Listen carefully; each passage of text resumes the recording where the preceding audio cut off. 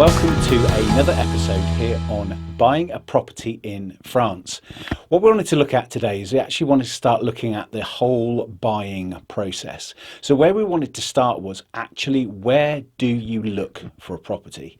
And this is a really important thing to start looking at.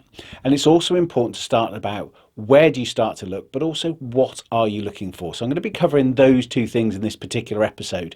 And it's really important that you get these bits right. When you're looking for a property, then you are likely to be probably going to start to use the internet. You're not going to be living in France, so you're going to start to use the internet to see what's available. Now, within the internet, you can go to lots of different portals. You can go to forsaleinfrance.com, of course, which is our property portal, which has got thousands of properties for you to look at. There are lots of other places to go to as well as agents' sites as well. So estate agents that will have all of their properties listed, be they English speaking, be they French speaking. You've got all of the different agents. I think there's something in the region of 20 to 30,000 agents across France. And many estate agents are actually self-employed, but they will become under the banner of a larger organisation. What you might also want to be able to look at, you might be able to look at private sales, you might be able to find some through social media, through Facebook groups. So there are lots and lots of different places you can start to look. You can also go to the notaires as well. So the notaires across France, they are the legal organisation for helping to buy and sell a property. They basically are the property solicitors for sorting everything out when you are buying and selling a property, and they are governed by the government. And within terms of that as well, they will have properties that you may not know about, and also even local maires as well. So the local mayor, they may have a list of properties they potentially own and they are looking to sell as well. So there's lots of different ways to find property here in France. But when you're starting to think about what is the property, where is the property, then within that as well, you need to be really, really clear as you're starting to search about what is it that you want from a property. And I think that's probably one of the most important things to think about is, what do you want from a property? Are you looking to move to France with, say, a family? Are you looking to move to France to start a life and start a family, so you're much younger in that process of moving to France? Are you looking to be semi-retired here in France and probably still doing some work? Or are you looking to be fully retired here in France? Now, of course, all of those things will have considerations for visas, but we're not talking about that today. We're purely just looking at this whole process of finding a property. Now, for some of you watching, you may be looking for a second home, and that's absolutely fine, and lots of people do that as well. But really think about, what is it within that property that you want, and what's your stage of your lifestyle, and start to think about that as well. And as you're thinking about this in terms of the search, that will be really helpful when you do go onto a site. When you go onto a site, you're going to be having so many properties in front of you. You need to be able to start to think, how can I narrow that down? When you start to think about narrowing that down, there are lots of different factors to really think about. France is a huge country. It is the largest landmass country in Europe. And so it is a big country. It takes a lot of time to go from the top to the bottom, to the east to the west. It really does. And so within that, there will be a lot of climatic changes as well. So the weather does change. So if you're in the north of France, somewhere along close to the Channel, that weather is going to be very different to the far south down, say, near Nice. The weather difference on a day will be very, very different, and it will be very different through the whole of the year as well. Particularly then when you're looking at those coastal areas, what are they dealt with? What kind of winds come in, what kind of weather comes in, what kind of heat comes across as well with those weather systems. So you need to think about that. You might be looking that you want a drier climate, you want it to be a little bit more temperate, a little bit more warmer, you don't want it to be too hot. And so again, you may be pushing into certain areas in France, but you need to think about that. So start to look at those areas, start to think about what do they have. But for me, the most important thing is, what do you want in your house? That's where you're going to actually start to look at, what do you want your house to be like? What do you want the property to be like?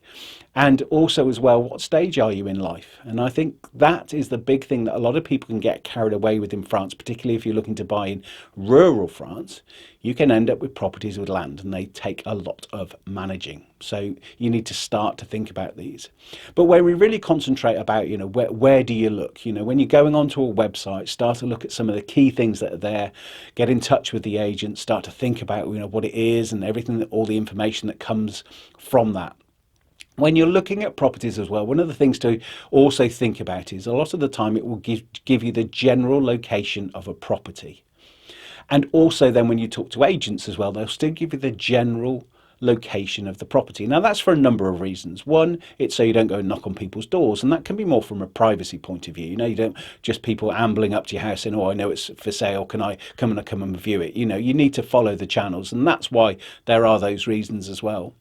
And also as well, in terms of that, it's again, the agent wants you to be able to work with them. You know, they want to be able to work with you, to be able to do a really good service and to sell you that property. So there will be certain times that the agent just won't automatically give you the full location so that you can go and look on Google Maps. That doesn't always happen. But as you get engaged with the agent, and of course they'll give you the location, you can start to do some of your due diligence on that as well.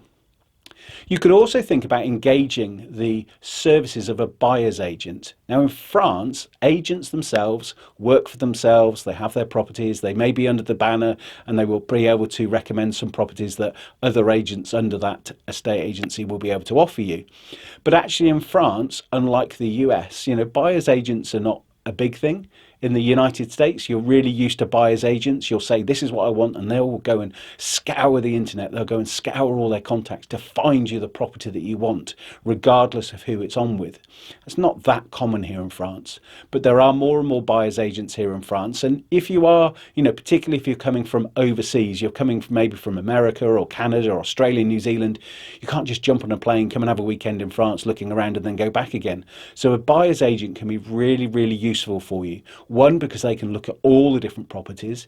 Two, they have great relationships and they'll probably find properties that are probably not even on anybody's listings, but they can find them for you.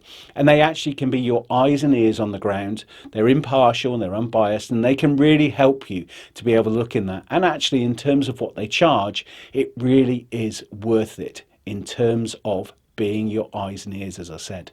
And that is something else that you need to think about, is when you're looking at these properties, is your eyes and ears. So when you're starting to go on this search, when you're starting to look, use the internet, use agents, use buyer's agents, start to get really, really clear on what it is you're actually looking for. You could spend hours and hours and hours on the internet saying this beautiful property and that beautiful property. But as you start to get really serious about your search, then engage the services of others. Start to look at the services that are on offer, maybe from some of the websites, from buyer's agents. Start to really get underneath it, because it's a massive thing for you to be able to do. And I do encourage you just to take your time, but also just engage the services of others, other professionals that will really help you on this one. It's a massive step you're going to take, and it's so important to get it right. In future episodes, I'm going to be breaking it down even more. We're going to start to break down certain types of houses, the things to look at in some of these houses. But all I want you to be able to do right now is I want you to think about, you know, what it is you are going to be doing. So in future episodes, going to be looking at all of those in detail. But today, I just want you to think about, where are you going to be looking for your property in France? Get on the internet, start to do those searches. Again, get in touch with the team at For Sale in France. We are there. But each and every episode, we want to bring you real detail about buying your dream property here in France.